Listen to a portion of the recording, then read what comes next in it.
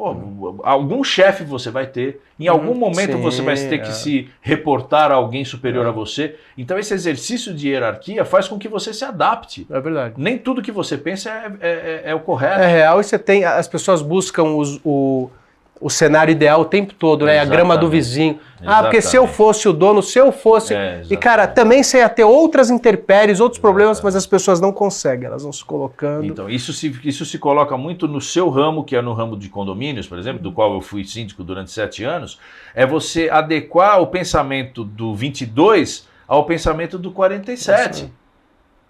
Você fala, bicho, pelo amor de Deus, vocês são vizinhos, cara. A gente fala, nós estamos falando a mesma língua aqui. Não, nós não estamos falando a mesma língua. São várias línguas tentando chegar a um acordo. Porque se o 22 falar a mesma língua do 47, vai ser pior. É isso aí. Né? Porque daí você não tem um embate, você não tem um confronto, você cria uma unanimidade fake que só tende a complicar o que já não está totalmente certo. Como era o Derico síndico? Cara, e assim, você em que fase que você foi síndico? Você estava na TV? Você estava bombando na TV? Sim, cara, eu era sucesso total. E aí, o que aconteceu? Eu participei de uma reunião de condomínio, do qual eu Você descia antigamente? Você ia nas reuniões ou não? Sim, ou foi nessa? Sempre fui, não. Sempre participou? Fui. Eu era um cara participativo, opinante, mas eu não queria a responsabilidade para mim. Só que eu tinha um monte de coisas que eu queria fazer no condomínio e que eu falei assim, cara, puta, mas eu tô... alguma coisa está emperrando aqui que as coisas não andam. Aí era eu com mais uns 3, 4 ali condôminos que tinham mais ou menos uma mesma visão da coisa. E que não era diferente da dos outros, mas a gente criou uma confrariazinha ali e tal. E eu na TV, pô, Dericão, famoso, pô, você ajuda a vender lote aqui, tá, essas coisas, bobagem. Mas era verdade. E eu vivia lá já, eu tô nesse condomínio há 22 anos, né, no mesmo lugar. E tinha área de lazer para fazer, tinha um monte de coisa para resolver. Você tinha criança pequena nessa época? Eu tinha criança pequena. Eu falei, quer saber, cara, eu vou tentar fazer um negócio que... E a minha mulher, não faz isso. Pelo amor de Deus, você não devia ter tempo para isso também. Não, eu viajava direto, cara. Eu tava por fora. Eu vou falar, quer saber, cara, eu vou me candidatar a síndico. E botei meu nome Puta, cara, na mesa. Todo mundo votou. Todos votaram em mim. Estavam acreditando, será? Estavam acreditando numa coisa que eu não tinha apresentado. Que era uma novidade. Que eu não tinha como apresentar. Era uma coisa impalpável. O que elas viam em mim era uma coisa que não estava no meu projeto. O meu projeto era assim, cara, eu vou construir uma área de lazer aqui para nós. Eu vou fazer um negócio aqui para nós. Tudo você nem sabia quórum, se podia saber nada. Tudo que eu falava era para nós. Então talvez esse speech o diálogo coletivo tenha sido o que seduziu a galera, porque falou assim, cara, tá aí um cara falando para todos nós. E eu nunca em nenhum momento eu falei assim, cara, isso aqui é uma coisa que eu quero fazer, porque para mim isso nunca.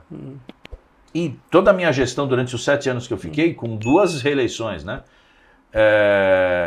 Eu pensava nisso, eu pensava no coletivo. Eu falei, cara, nós estamos vivendo em comum aqui. Então tudo que eu fizer, a primeira coisa que eu tenho que entender é que vai refletir na minha condição de vida dentro do condomínio.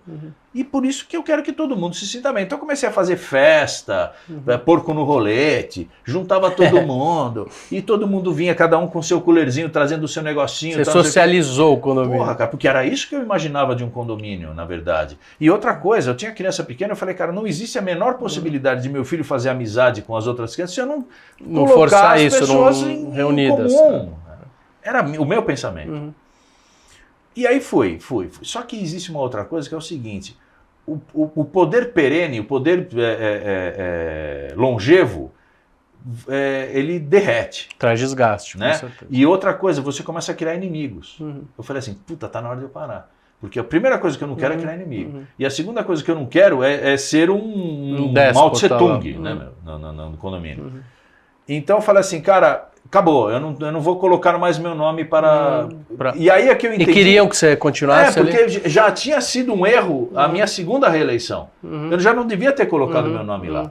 Mas aí pinta aquela vaidade que realmente eu estou fazendo meu trabalho. Realmente eu estou fazendo um negócio bacana. Então você começa a ter uma visão unilateral de um negócio que é plural. Você está envolvido. Aí, cara, é o começo do fim. Então, o tempo que eu fiquei foi um tempo muito legal. Eu tive umas experiências muito interessantes. Mas eu também tive uma coisa assim que me deu um certo medo, que é assim, a responsabilidade sobre os BOs. Porque cai tudo em cima de você. Tinha muito BO lá? Não, mas poderia ter. Sabe, o cara, um caminhão, betoneira, perde o freio, passa em cima de um cachorro. Sabe uma coisa assim? Você fala, puta, sério mesmo? Você enfrentou algum problema grave lá? Que você enfrentou? O problema mais sério que eu enfrentei foi a regularização do condomínio como um condomínio, porque ele era um loteamento fechado que a gente pleiteou ser condomínio. Só que para ser um condomínio tem negócio de fração ideal, toda uma burocracia. E teve que desafetar áreas lá? Desafetou áreas? Então, o que aconteceu foi que a gente fez um acordo com a prefeitura de doar uma área externa ao condomínio. Em troca da elaboração de um projeto único de fazer... Vocês assumiram as ruas, que eram públicas. Passou a ser ruas privadas. Muito interessante. É muito difícil isso, sabia? Então, a gente conseguiu isso por conta da minha relação com a prefeitura, com o secretário de obras, e o meu speech. Eu chegava lá e falava, por favor, eu preciso que vocês me ajudem, que vocês me orientem com esta demanda aqui. E é uma demanda, parece pra gente, mas é muito complexa. E você precisou de fração ideal de cada casa. Você pediu, precisou medir. Só que daí na convenção você atribuiu o voto unitário e não por fração para poder regularizar. Exatamente. E aí agora eu estou passando por um processo inverso. Porque eu tenho uma casa que eu, nesse processo de regularização, eu unifiquei meus dois terrenos em um só. Você não vai conseguir desmembrar. Então. E agora eu estou querendo desmembrar. Eu consegui.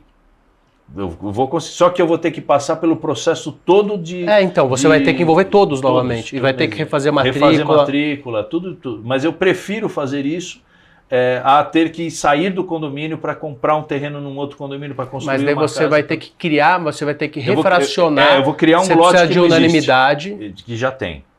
Eu vou criar um lote... Eu vou refazer o lote, que é de 1.000 metros, vou fazer 2 de 500 para conseguir vender uma casa que eu construí, e nesse outro terreno eu vou construir a tal da minha casa que eu quero fazer menor. Tal. E os outros terrenos têm 500 ou 1.000? Ou tem variado? São variados. Porque senão depois você traz uma inconsistência no todo. Então você vê como é que é? É interessante. Na verdade, é uma expertise que eu criei por conta... É que nem você falou aqui, a gente está falando sobre podcasts, eu tenho que saber que a câmera 1, a câmera 2, a câmera 3, então você acaba criando um conteúdo de expertise em coisas que não são do seu métier. Então, eu não sou do métier da burocracia de condomínio. De relação interpessoal com o secretário de obra de prefeitura. Teve que se aprofundar, porque senão eu não saberia falar a língua. Mas isso é característica, sabe? Isso é característica das pessoas que prosperam também. Porque se você não se aprofundar, você não sai. Não tem sucesso. Não sai. Né? Então, na verdade, assim, eu não queria ser o melhor síndico de todos. Eu queria ser um bom síndico enquanto eu estivesse síndico. Porque eu não sou síndico. Eu estou síndico. Então, na verdade, é o feedback que você dá para as pessoas que votaram em você. Isso na política, na verdade o síndico é um político, né? Na verdade, né? Você lida com a política local. Pode ser 84 lotes. Ele é eleito, se ele é eleito tem que ter política. Exatamente. Você tem que agradar, né? Você tem que fazer com que as pessoas entendam que você está representando ele da melhor forma possível. E isso eu consegui trazer para o meu lado da minha expertise, que é da música. Então eu lido com pessoas. Né? Eu lido com músicos, eu lido com técnicos, eu lido com produtores, eu lido com... Como é que eu faço para que esse ambiente seja um ambiente comum e saudável? Primeira coisa, cara, eu não ser o centro da atenção. Eu tenho que me tirar do olho do furacão. E a partir do momento que eu saio do olho do furacão, a minha visão é plural. Eu consigo ver tudo. Né? Isso é psicologia, você deve ter estudado um pouco de psicologia, filosofia, porque isso é muito sábio. É isso aí. Sai do olho do problema, você entender o problema, e existe a questão de ego. Toda vez que você foca em você, acabou o negócio, você contaminou o ambiente. Mas isso é uma percepção que E outra coisa, facilita a terceirização. Com certeza, você chama... Você consegue dar ao outro a possibilidade de também ter o lugar do sol. É isso aí.